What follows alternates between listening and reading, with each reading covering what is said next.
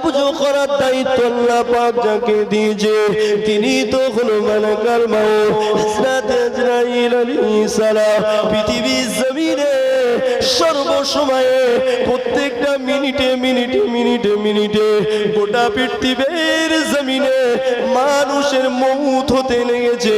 আপনি যদি একটু পরীক্ষা করতে যান, একবার মেডিকেলের সামনে 5টা মিনিট দাঁড়িয়ে যান, একবার পিজি হসপিটালের সামনে 5টা মিনিট দাঁড়িয়ে যান, একবার আপনি নীলরতনের সামনে দাঁড়িয়ে যান, 5 মিনিটের ভিতরে যদি আপনি 3টে লাশ বেরোতে দেখে, গোটা পৃথিবীর জমিনে কত হসপিটাল আছে, কত নার্সিং হোম আছে গো, তাহলে সর্বসময় তো মানুষ মারা যেতে লেগেছে। আর এই দায়িত্বখানা একজন পালন করছে, তিনি হলেন আজরাইল আলাইহিস সালাম, তিনি হলেন মালাকুল মাউত। আল্লাহ নবী দিন দুনিয়া বাদশা হাবিবুল্লাহ গিয়েছে, আজরাইল আলাইহিস সালাম তার কাজে ব্যস্ত আছে। যখনই তিনি শুনলেন দিনের নবী এসেছে, দয়ার নবী এসেছে, সঙ্গে সঙ্গে তার কাজটা একটু বন্ধ রেখে এই মুখটা তুলে আল্লাহ নবীকে স্যালুট করলে, নবী পাককে সালাম জানাতে লাগলে। একটু জোরে বললেন না? খুব ব্যস্ত, উঠে দাঁড়াবার সময় নেই। তবে দিন দুনিয়ার বাদশা গেছে, সালামটা দেবো না? ব্যস্ততা বন্ধ রেখে নবী পাককে মোবারকবাদ দিলেন, সালাম দিলেন, স্যালুট করলেন। আমার ভাই জানেরা, আব্বা জানেরা, আজরাইল আলাইহিস সালাম আল্লাহর নবী দেখছেন বিশাল সিংহাসনে বসে আছেন, চেয়ারের সামনে টেবিল, আর একটা গাছতলাতে বসে আছে। আমার কথা বলছি না ভাই, কিতাব পড়ে এসেছি, সেই কিতাবে লেখা আছে একটা গাছতলাতে বসে আছে। ওই গাছ থেকে একটা করে পাতা পড়ছে, ওই গাছ থেকে টেবিলের উপরে একটা করে পাতা পড়ছে। ওই পাতা দেখে তিনি নোট করছে ওই পাতাতে কি লেখা আছে, ওই গাছে কত পাতা আছে। দুনিয়া জমিনে যত মানুষ আছে ওই গাছে তত পাতা আছে। জোরে বলেন সুবহান। আমার নামে একটা পাতা, আপনার নামে একটা পাতা, লালবানু, কদবানু, ফুলবানুদের নামে নামে একটা করে পাতা, সলিমুদ্দি, কলিমুদ্দির নামে একটা করে পাতা। ওই পাতাতে তোমার আমার বায়োডাটা লেখা আছে, পরিচয়পত্র লেখা আছে, ঠিকানা লেখা আছে, আপনার নাম লেখা আছে, কোথায় বাড়ি লেখা আছে, আপনার মৌতের সময়, তারিখ, সেকেন্ড, মিনিট সবকিছু তাতে লেখা আছে। আপনি দুনিয়া জমিনে থাকেন, 40 দিন আগে ওই পাতাটা টপ করে আজরাইল আলাইহিস সালামের টেবিলে পড়ে যায়। আপনি বেঁচে আছেন তখন দুনিয়াতে, ওদিকে মৌতের ঘন্টা বেজে গেছে, পড়ে গেছে, মানে 40 দিন পরেই আপনাকে দুনিয়া ছাড়তে হবে। আজরাইল আসলে আর ফিরে যাবে না, তোমাকে নিয়েই যাবে, তোমাকে নিয়েই যাবে। আহা, চলে আসলে তো হয়ে গেল, সময় তো শেষ হয়ে যাবে। এখন কেন পরিবর্তন হই না আমরা? রাসূলুল্লাহর পথের উপরে চলে আসে। আজ পর্যন্ত কাউকে ছেড়ে দেয়নি আজরাইল সালাম, এসে যত নিয়ে গেছে।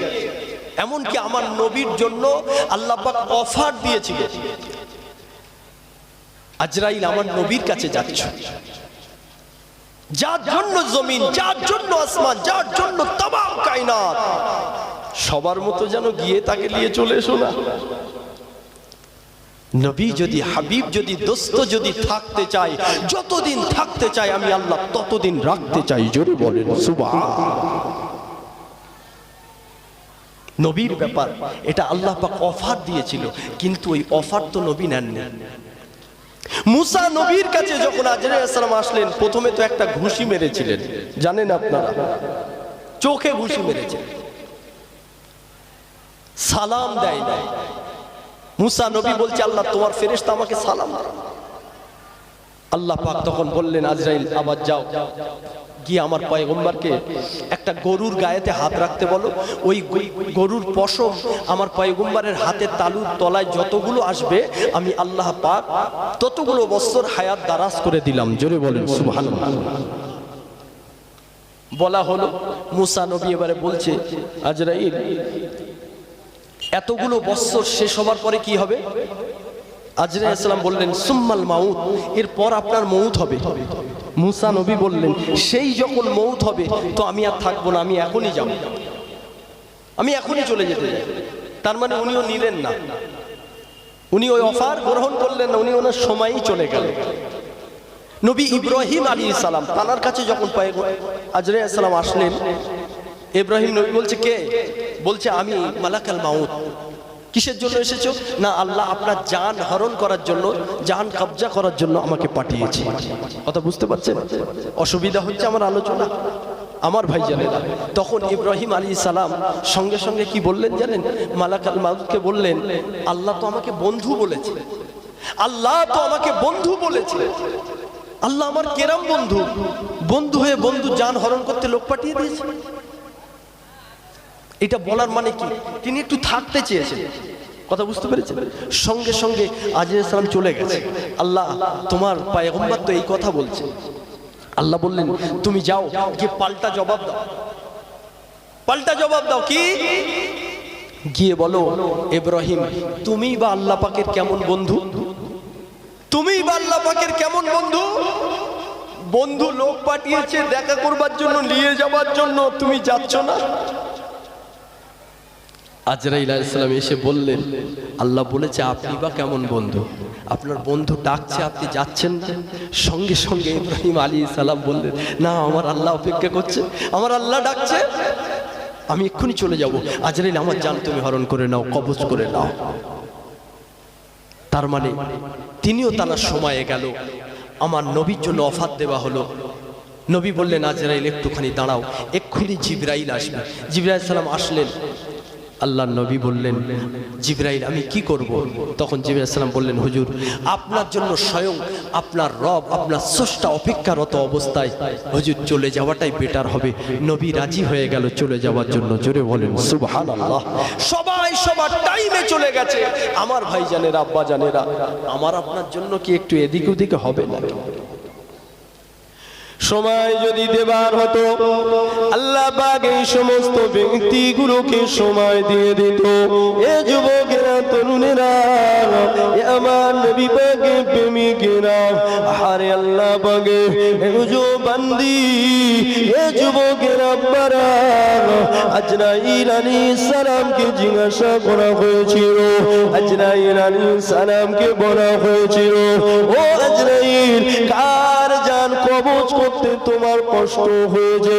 আজরাইল সালাম ওই সময় বলেছিল আমার জান কবজ করতে কষ্ট হয় না, তবে দুইজনার জান কবজ করতে গিয়ে আমি আজরাইল বড় দুঃখিত হয়েছিলাম। আল্লাহর কাছে বলেছিলাম আল্লাহ গো একটু সময় কি দেওয়া যায় না, একটু হায়াতটা কি বাড়িয়ে দেওয়া যায় না? এ যুবকেরা শোনো, কার জান কবজ করতে গিয়ে আজরাইল আলাইহিস সালাম এমন করে আল্লাহর কাছে হায়াত চেয়েছিল। ওই মহিলার জন্য আল্লাহর কাছে হায়াত চেয়েছিল।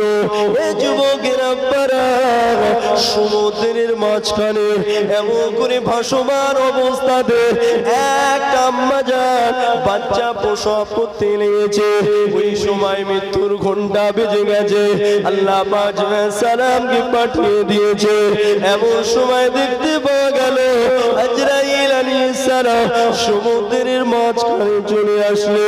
এসে দেখতে ভালো লাগলো আম্মা জানের প্রসব বেদনা চলছে, বাচ্চা দুনিয়ার জমিনে প্রসব করতে লেগেছে।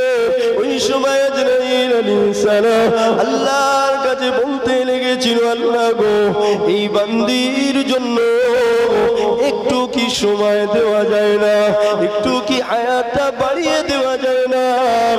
এই বাচ্চাটা কার দুগ্ধ পান করবে এই সমুদ্রের মাঝখানে? এই বাচ্চাটাকে কে দেখবে?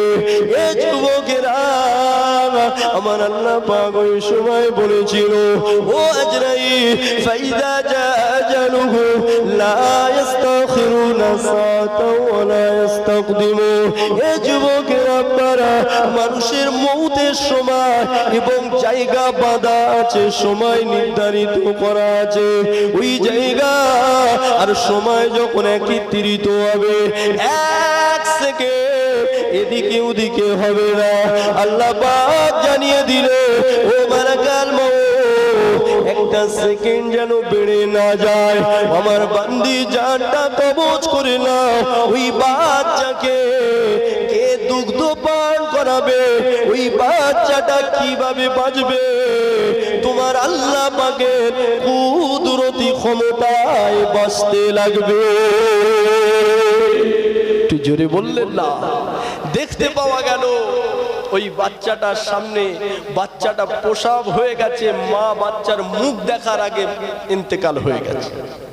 বলেন সময় দেওয়ার হলে আল্লাহ এই মাকে ওই বাচ্চার মুখের দিকে তাকিয়ে একটু সময় দিত, কিন্তু দেওয়া হলো না। আমার আপনার জন্য দেওয়া হবে? দেখতে পাওয়া গেল মা ইন্তেকাল হয়ে সমুদ্রের অতল তলে তলিয়ে গেল। ওই বাচ্চাটা ভাসতে ভাসতে কাঠের উপরে ভাসতে ভাসতে সমুদ্রের ধারে চলে গেছে। জঙ্গল থেকে একটা বাঘিনী বার হয়ে এসে দেখেন আমার আল্লাহ পাক কত মহান, একটা মানুষের বাচ্চাকে বাঘিনী দুগ্ধ খাইয়ে খাইয়ে তাকে বাঁচিয়ে রাখলো। জোরে বলেন সুবহান। সেই বাচ্চাটা কে গো? ওই বাচ্চাটা আস্তে আস্তে বড় হলো, আল্লাহ পাক তাকে বাদশাহিত্ব দিল। আল্লাহ পাক তাকে বাদশাহিত্ব দিল। ও হলো সাদ্দাত। আর সাদ্দাত বলতে লাগলো আল্লাহ জান্নাতে যাব না, আমি জান্নাত বানাবো। বলেন না নাউজুবিল্লাহ। এত ধন সম্পদ আল্লাহ ওকে দিয়েছে, ও বলছে আমি আল্লাহ জান্নাতে যাব না, আমি জান্নাত বানাবো। বড় বিল্ডিং বানিয়েছে, দুনিয়ার সুন্দরী সুন্দরী মহিলাদেরকে ওই বিল্ডিং এর ভিতরে দিয়ে বলে এটা জান্নাতের হুর। বলেন না নাউজুবিল্লাহ। ওই জান্নাতটা দেখতে যাবে, ঘোড়ার পা ঢুকে গিয়েছে জান্নাতের ভিতরে আর দুটো পা বাইরে। এমন সময় আজরাইল সালাম এসে গেছে। আজরাইল আলাইহিস সালাম দুজনার জান কবজ করতে গিয়ে তিনি দুঃখিত হয়েছিল। একটা হলো সাদ্দাতের মা দরিয়ার মাঝখানে, আর একটা সাদ্দাত এত খরচ করে বিশাল বিল্ডিং তৈরি করলো যার নাম দিল জান্নাত, সেটা দেখবে সময় শেষ। আজরাইল সালাম বলে একটু কি সময় দেওয়া যাবে না? একটু খালি এদিকে একবার দেখবো, একবার এদিকে দেখবো। আল্লাহ বলে আজরাইল সাবধান, একটা সেকেন্ড বাড়াবে না। ওর যে নির্ধারিত সময়, ওই সময় তুমি জানটা কবজ করে নাও। আসেন বাবা ফেরানো জোয়ান তরুণেরা, এ নবী পাকের প্রেমিকেরা, আরে আল্লাহ পাক যাকে ভালোবাসে, আল্লাহ পাক যাকে মহব্বত করে, আল্লাহ পাক তাকে ধন দৌলত দেয়। এটা নয়, এটা নয়। এ যুবকেরা বারা, আল্লাহ যাকে ভালোবাসে আল্লাহ পাক তাকে আনুগত্য করার তৌফিক দান করে। আল্লাহ পাক তাকে গোলামতি করার তৌফিক দান করে। এ নওজোয়ান তরুণেরা, এ নবী পাকের প্রেমিকেরা, এই পৃথিবীর জমিনে এমন করে সব থেকে বড় বড় 10 জন ধনী ব্যক্তি আছে, যার ভিতরে আছে ইলন মাস্ক, যার ভিতরে আছে মুকেশ আম্বানি। এইভাবে 10 জন ধনী ব্যক্তি আছে। পৃথিবীর মানুষ বলে এরা সফলতা পেয়ে গেছে। এ যুবকেরা তরুণেরা, আসলে কি ওরা সফলতা পেয়ে গেছে? আসলে কি ওরা সাকসেস হয়ে গেছে? জেনে রেখে দাও, ওরা সব থেকে বড় নিয়ামত থেকে মাহরুম হয়ে গিয়েছে। এ যুবকেরা তরুণেরা, সব থেকে বড় নিয়ামত কোনটা? আজ যদি আমি আপনাকে প্রশ্ন করি, না আপনি বলতে পারবেন না সব থেকে বড় নিয়ামত কোনটা। জেনে রেখে দেন, আল্লাহ পাক কোরআন শরীফের ভিতরে জানিয়ে দিয়েছে সব থেকে বড় নিয়ামত কোনটা। আল্লাহ পাক এত নিয়ামত সৃষ্টি করেছে এই দুনিয়ার জমিনে। আল্লাহ পাক এত নিয়ামত তোমার আমার জন্য পাঠিয়েছে। আল্লাহ বলে কুল্লাউ কানাল বাহরু মিদাদান লিকালিমাতি রাব্বি, এ দুনিয়ার মানুষে ওই দরিয়ার পানিগুলো এমন করে কালি বানাবে, একটা একটা করে নিয়ামত লিখতে লাগবে। আমি আল্লাহ পাক তোমাদেরকে জানিয়ে দিলাম, ওই দরিয়ার পানিগুলো একদিন শেষ হয়ে যাবে।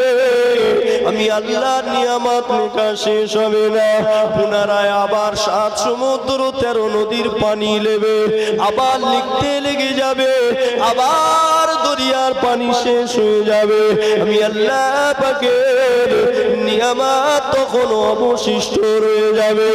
এ যুবকেরা শোনো, এত নিয়ামতের ভিতরে দুটো নিয়ামতকে আমার আল্লাহ বড় বলেছে, দুটো নিয়ামতকে আমার আল্লাহ পাক বড় ইঙ্গিত দিয়েছে, আল্লাহ পাক ইশারা দিয়েছে।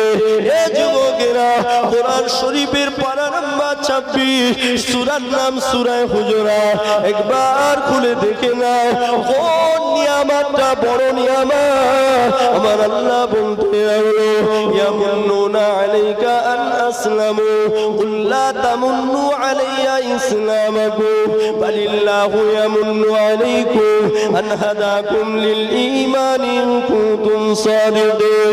এ যুবকেরা, আমার আল্লাহ জানিয়ে দিও, হে আমার দোস্ত হাবিবরে, দুনিয়ার মানু মুসলমানদেরকে জানিয়ে দাও, কলেমাওয়ালা বান্দা বান্দীদেরকে জানিয়ে দাও, ইসলামের অনুসারী অনুরাগীদেরকে জানিয়ে দাও, যারা ঈমান এনেছে, ওরা ঈমান আনার কারণে আমি আল্লাহ আমার রহমত কিছু বেড়ে যায়নি, আমি আল্লাহর ক্ষমতা কিছু বেড়ে যায়নি।